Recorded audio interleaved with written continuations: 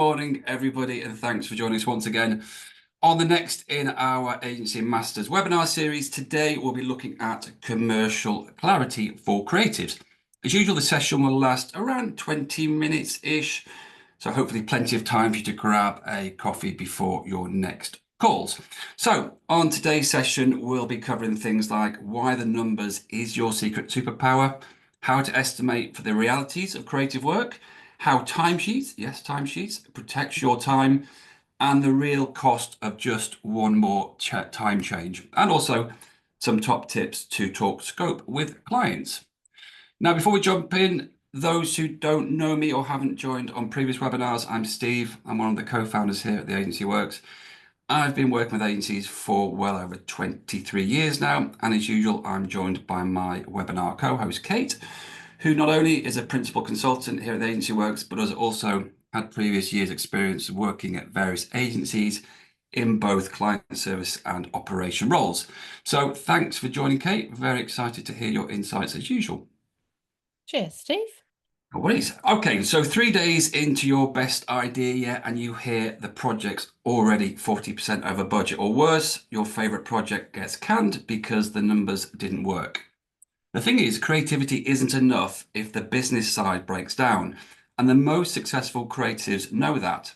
So understanding the commercial side of things doesn't kill creativity, it's what keeps the lights on so you can create. Because timesheets matter, spotting scope creep before it devours your project matters, and estimating work that protects your creative vision and the bottom line matters too. We've all been there on the monthly company meeting when the MD walks in with a load of spreadsheets and everyone's eyes just glaze over and the brains switch off because it's the numbers, yes, that really numerical bit. But the uncomfortable truth is we've been trained to think that the numbers are the enemy of creativity. But here's the plot twist. And it's an uncomfortable truth. We've been trained to think the numbers are the creative enemy of creativity. But here's the thing, that glazed over feeling is costing you your best work. Your numbers are actually your superpower. So we've all heard this, you've either got a numbers brain or a creative brain, but the real reason creatives avoid numbers, and it's not because we're bad at maths, and it's not maths anxiety, it's kind of an identity protection. So most creatives have spent years cultivating an identity built around being sort of the creative one, the person who sees what others miss, who think differently, and who bring the magic. So numbers feel like the antithesis of, oh, that's a really easy word to say, antithesis of that identity. So they're associated with sort of corporate suits, bean counters, and the people who kill good ideas with spreadsheets. And we've been conditioned to believe that caring about money somehow makes us less pure as creatives. But the real kicker is the avoidance actually makes us vulnerable. So when you don't understand numbers, every creative decision feels like a negotiation and you're destined to lose. Can we afford this becomes a question that haunts every good idea, and you're always on the defensive trying to justify why your vision matters. But the good news is that everything changes when you can start speaking the same language as the people who control the purse strings. Suddenly, you're not the creative sitting in the corner rolling your eyes during budget meetings. You're the strategic creative who can explain why that extra week of iteration will actually save money in the long run. Most importantly, you gain credibility. Your MD stops seeing you as somebody who just doesn't get business and starts seeing you as somebody who gets both sides of the equation. Your creative opinions suddenly carry more weight because they're backed by commercial understanding.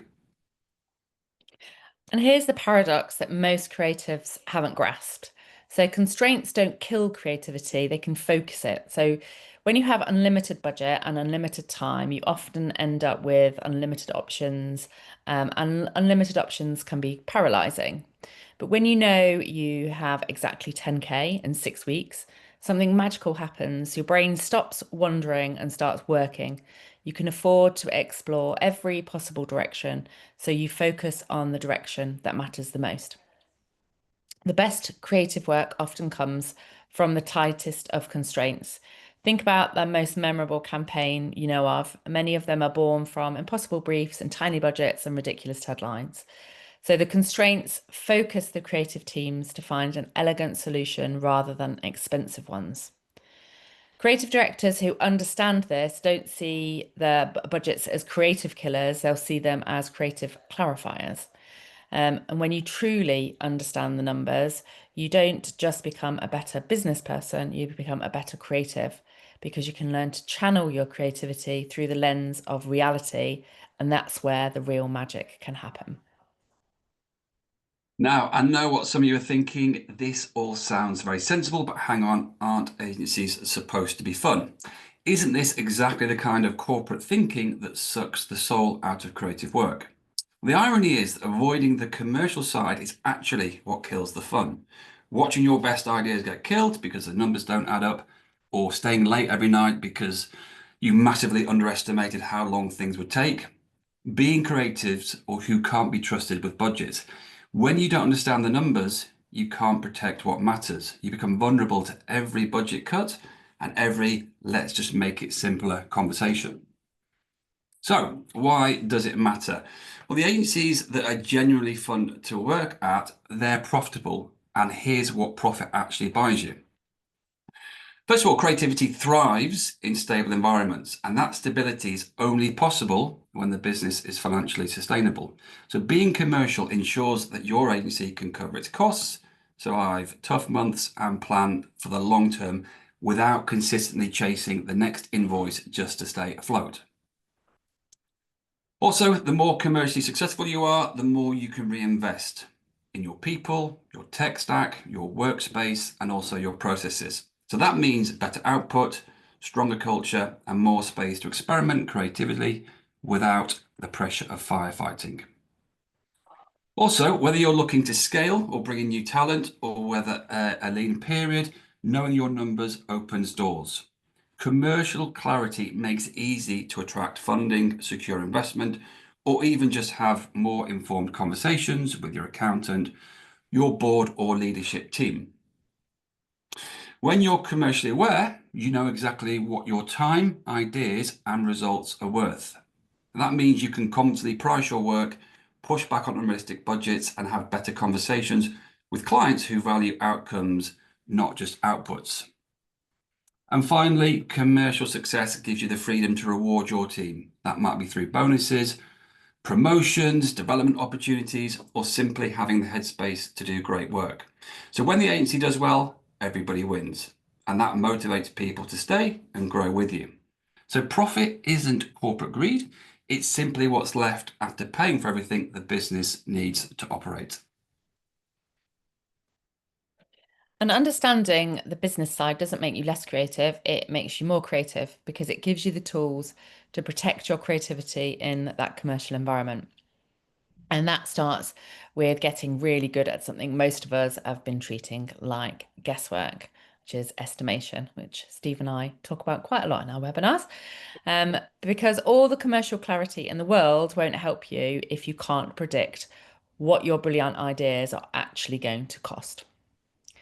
So here's the uncomfortable truth. Creative work isn't as mystical as we pretend. Yes, inspiration strikes at random moments, but for the process of turning inspiration into finished work follows patterns. You know roughly how long it's going to take you to concept 3 routes. You know how many rounds of amends most clients need. You know which projects take longer than expected. Normally the ones where the stakeholders are like, we know what we want when we see it, that kind of thing. But before you estimate anything, think about asking these questions. What does good look like? Get the client to describe the success in detail. So vague and brief briefs create really expensive surprises. And what does done mean? Define the finish line clearly. Is it 3 concepts or 30 variations? And who's making the decision? One decision maker makes for faster approvals, whereas 6 stakeholders means that it could be estimation chaos. And what's the approval process? So, understanding their internal politics saves you from underestimating review cycles. Then we would recommend using some sort of estimating framework. So first of all, what I'd do is have a base estimate. So how long would this take if everything went perfectly? So no creative blocks, no client changes, no technical hiccups. Then potentially you might look at adding a multiplier, and that would often depend on the complexity. So this accounts for the creative process actually working like the creative process with iteration, refinements, and those moments when you realize the first idea wasn't quite right.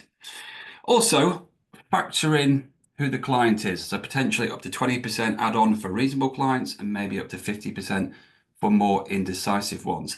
And potentially run away from ones who want to see options first.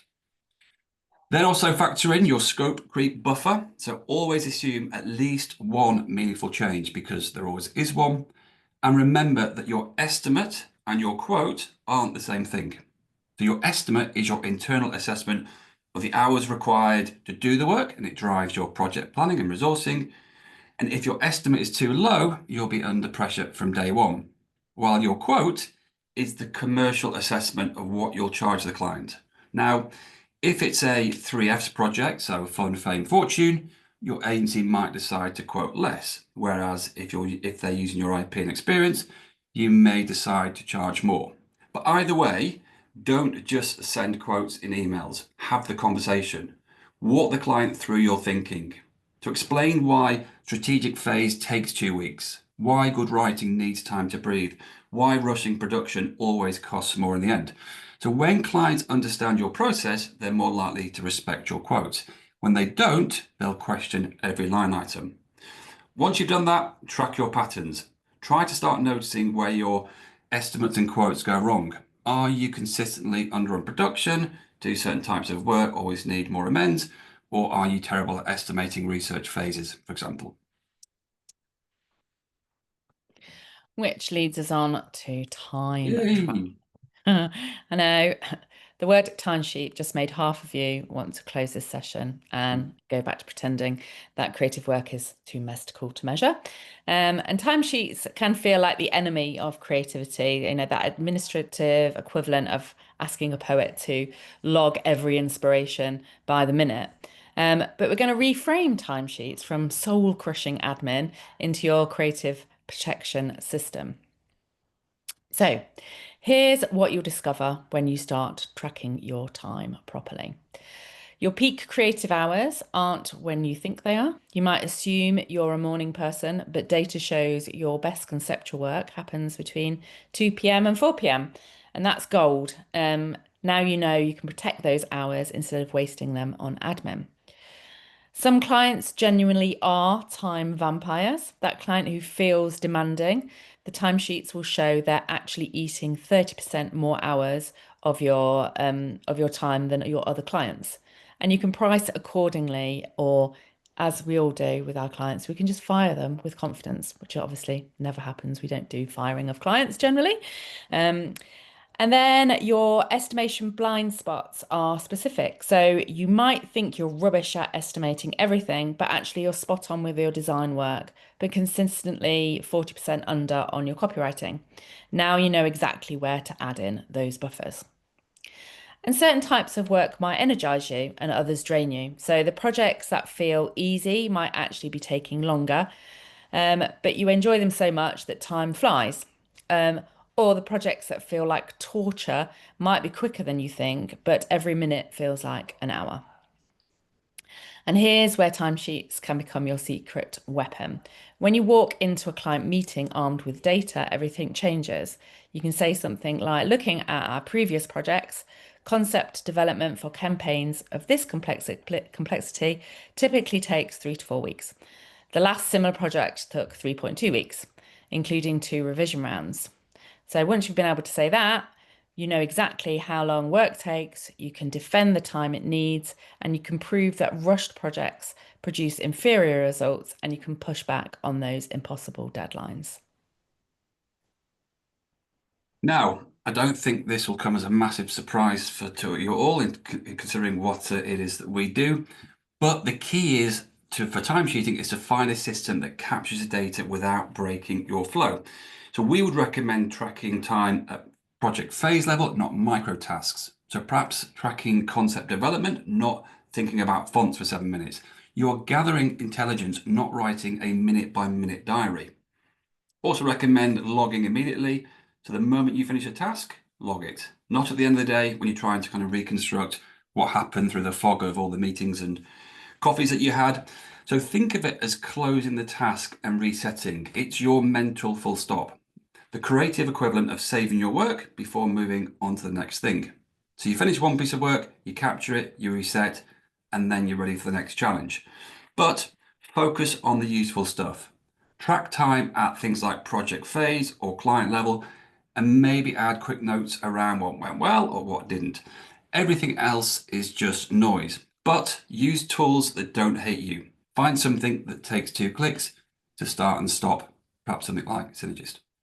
Anyway, if you do, all that timesheet data is revealing your real utilization rate. And here's where most agencies get it wrong. They're setting utilization targets that would make a Victorian mill owner blush.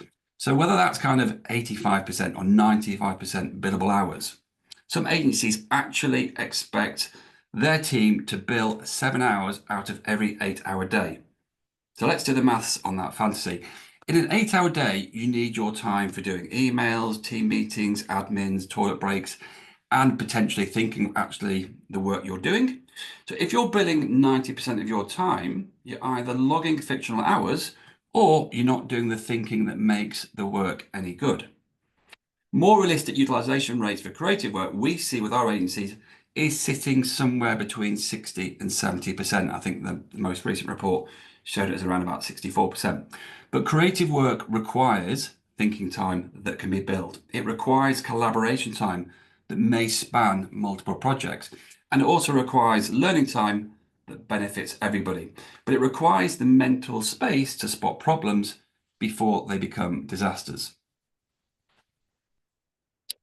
And when agencies set impossible utilization target, here's what actually happens. So I think Steve just touched on this. People start logging fake hours. They'll split 2 hours of work across 3 different clients to hit their targets.